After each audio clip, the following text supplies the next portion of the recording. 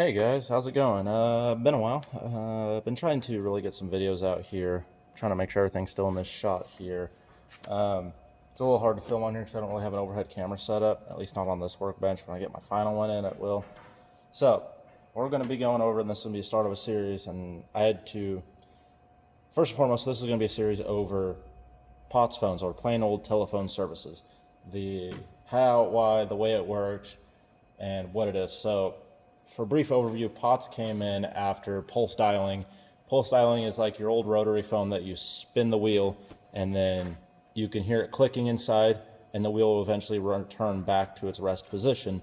And basically the way it worked is it just sits there and it pulses the line. It sends a pulse, I think it grounds the line and it pulses it. And then over on the other side, like with a step-by-step exchange, it basically, each pulse would move a selection arm. Let's say it started down here, moves it up until it hits to the right level. So you'll have like 0 and then 1 through 9. Sometimes, if I remember right, that's the right order. In some countries, the 0 and 9 are swapped, if I remember. And it caused weird things because 0 was actually at the very end, not the very start. But what it does is it'll step up. So if you start at 0, and let's say you went to the number 5, it goes 0, 1, 2, 3, 4, 5. Move my hand further down. 0, 1, 2, 3, 4, 5. And then it'll hunt left and right for an open trunk, which basically is a way for it to communicate to other phones.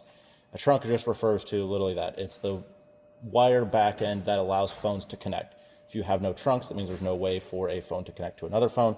That means the phone is busy or all the lines are busy, hence a busy tone. So what we're going to be going over is the full way everything works, at least as far as I'm aware. I'm probably wrong in several ways. There is no solid good information out there. There's information on it, but not any real good information. I've been piecing this all together on how, why, how it works. So why, how, and when, and so on. So I believe P.O.T.S telephones, or known as DTMF, dual tone multi-frequency, that came around the 1920s, if I remember. And then that carried on all the way up until I think 2018 is when they finally actually started, most providers completely shut off service to it. So don't ask me for a history lesson. I'm probably wrong on every account on that, just saying. But we're going to go over all the ways it works. So I've already built a system once. It didn't work. I got a lot of things wrong, and that was basically a good learning example. So I'm going to reach over here off camera. We're going to pull these out. So this should still work. That, make sure you can see it well. This is my controller. So all these is just shift registers, and then we've got some transistors for driving relay outputs, and then we have the phone ringer, which we will go over that in a later video. And all this is wire wrapped and controlled by an Arduino Nano. And it plugs into a backplane board, which I'll show you in a second. And then this right here, this was one of the line cards. So let me move it up a little bit. It's hard to tell because it is so damn bright in the sun. Yeah, I'm trying to hold it where you guys can see it. I'm trying to see it. So basically all this is, well, it's not actually basic at all. I like to say basically, or really simple. That's just the way my brain works, but I get hell from it at work. All this is the control card that runs everything about the phone. So here we have the DTMF decoder. It's really hard to see on my tripod. So DTMF decoder here. I'm going to try to, I know it's going to be bright with the sun. So right about there. DTMF decoders down here. Up here we have the selection circuit. So all this is a bunch of NPN and PNP transistors tied together to detect on a binary, 5-digit binary, of what card you're selecting. So you just send a binary number. So you use 5 different lines. Let's say your address was address 1. So all of the first 4 would be 0. So all of your PNP transistors would be tied to 1 through 4. So that way it's pulling, make sure it's all pulled down to 0. And then your NPN would be on number 5. The rest would be bypassed. And what this allows you to do is essentially, well, not essentially, this is your selection circuit. This is how it selects this card. And you need to select this card so that way you can then listen for DTMF. So it's not going to spit DTMF out onto the DTMF lines, which is a 4-digit binary number. It just represents the numbers on a phone, which my phones are covered up by the whiteboard. I'll show you in a minute. But that just basically enables the DTMF decoder for you to listen to it. And then that also enables you to then control the relays. You have this, which is the off-hook detector, which we're going to go over. I screwed this up royally. You can see the bodge board. I messed up and everything. Turns out I was also trying to use an optocoupler as a comparator. If you know, you know. It's a stupid, bad idea. Messed up on that regard. Somehow actually almost got it to work. Really abused an op amp to make that happen. But yeah, so you've got, I forget what this relay is for here, but you've got your select relay. I think these are actually both select relays. You have your off-hook relay, which is just a control relay. That way so you have a solid, clean 5-volt signal going through.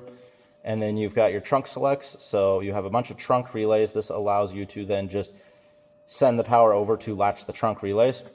Following that up with, which that's what these 4 relays are here. I forget what these 4 relays are for. I think these are actually for latching the trunks, if I remember right. And then starting over here, you have trunks 1 through 4. So these are what actually enables you to connect to your other phones. And then you've got your ring relay, your busy relay, and then this one's kind of covered up. I don't know if I'll grab an empty board. And then you've got your last relay, which is your busy 2. So all of that is completely wrong. I mean, not completely wrong. A lot of it's actually right. Just a lot of it needs redone. See, there's a bodge capacitor on the back too. So we're going to be going over how we're redoing everything, and goal is to reuse this. This is the back plane. Looks pretty simple from the front until you flip it over, and that's the back side. All hand wrapped. This one took me about 2 hours to do. It's a lot of wires, a lot of connections. All these are maxed out. Current support is maximum of 4 phones going at once, which that should be plenty, but it is very easily scalable if you want to add more. So this is an introductory video. It's going to be over a lot of just everything, and then we'll go off over the off hooks. It won't take very long. Now we're going to go over the order of operations of how you want to do things. So starting, we're going to move this down a little bit. First you want to do is detect for the off hook signal. Once you have it confirmed that and the controller is ready, we're going to send dial tone. So that way the person on the other end of the phone knows it's good. Theoretically, this should be instant. As soon as you pick it up, you should hear dial tone. As long as the controller's software is optimized, it doesn't have to do much. It just has to listen all the time. Once you have dial tone, then the controller listens for DTMF. So it sends the select signal to the board, waiting for DTMF. Once it hears DTMF, then it'll ring the phone. Unless the phone is busy, then if it is busy, it'll send busy tone to the phone that is currently calling, that is trying to call another person. If not, it'll ring it, and if they pick it up, it'll send it, connect it to a trunk that is available, and then you'll wait for it to be on hook. Now, if your trunks are full, or if that phone doesn't pick up, I forget, there's an actual signal for, there's a sound for it, I believe, but I'll probably just send busy to both of them, just so that way it's easy. I don't need a lot of it. I'm probably going to use 5.5 timers to generate just square wave audio. Takes the load off the controller, makes things easier. And then we're going to wait for on hook. So on hook and off hook is what we're going to be talking about today. The way those work is we are just using a shunt resistor to detect current draw.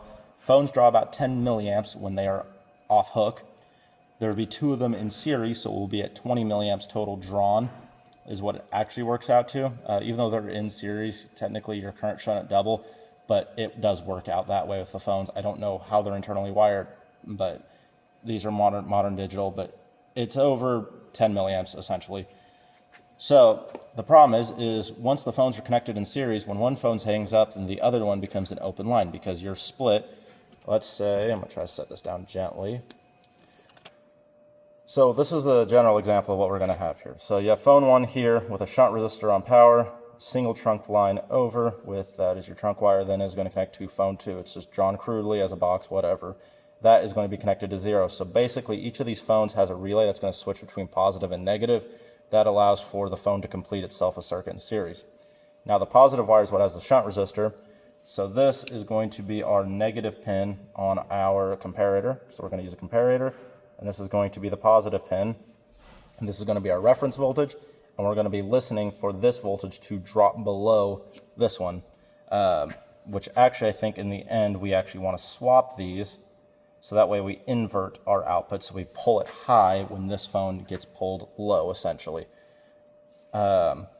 which actually in the way a comparator works is it actually pulls it low. These are the LM393s. So it is a drain sink, if I remember right. So it sinks the current down. So it's going to pull it low. And then that way, the Arduino doesn't care. We can program it either way. But it will shift its output to either a 0 or 1 or a 1 to a 0, and the controller Arduino will know. And then that way, we will be good to then send our listen signal, so enable the card, and then send dial tone, wait for DTMF, and do all this. That's the way it's going to work. So now we got to figure out how we are going to communicate, or I should say listen for DTMF. Not DTMF. Well, listen, actually, yes. In the end, listen to DTMF, but detect off hook. So over here, we have a LM393 as an op amp, or not as an op amp, a comparator right here with 2 potentiometers right here set up as a, let's see if I can just slightly shift it. Okay. So these are going to be, so this is our VREF. So this is going to be set at about 3.3 volts or 6.3 volts I have it set at. And this is our VSense. This is set at open. It is at 6.5 volts. When the phone gets picked up, it drops the voltage, gets to about 6 volts. That's enough for the comparator to see the difference and to trigger the output. So the way the phones are wired is we have a single 60 ohm resistor. I'm going to see if I can just gently pick this up. I have a lot of alligator clips. So there is a single 60 ohm resistor right here that goes in series with the power. So this is our VSense, and this is our VREF, and this is our VSense up here. The yellow wire is the VSense. That is sensing our voltage difference. That goes in series through to one of these phones. Then the return wire is then continuing that series path over into this phone, so then it goes to the red of the other phone.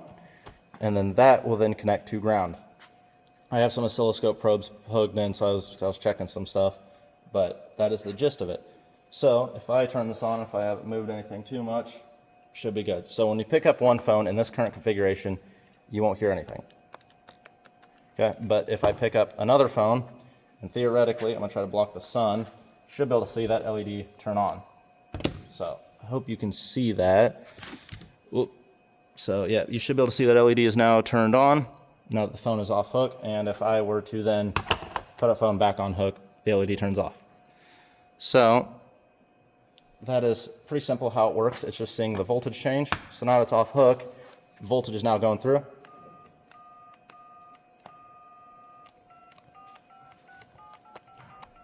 Yep, and that is how a simple off-hook detector works. Now this has to make sure it is going to work well with the DTMF decoder. It should work no problem, this should be completely isolated, but we gotta make sure everything still works together. And then we also need to put a capacitor on this output. I mean, we could do it in software, but I'd much rather just do it hardware on this. So the reason why is because when you add the other phone in series, you drop out that current gets dropped for a short period of time. Very short, but enough for an Arduino would probably be able to see it and go, oh, hey, the phone is off hook, and then kill it. So what it's going to do is the capacitor will go on there and hold that until the phones are fully in series, because the Arduino is just going to do it no matter what.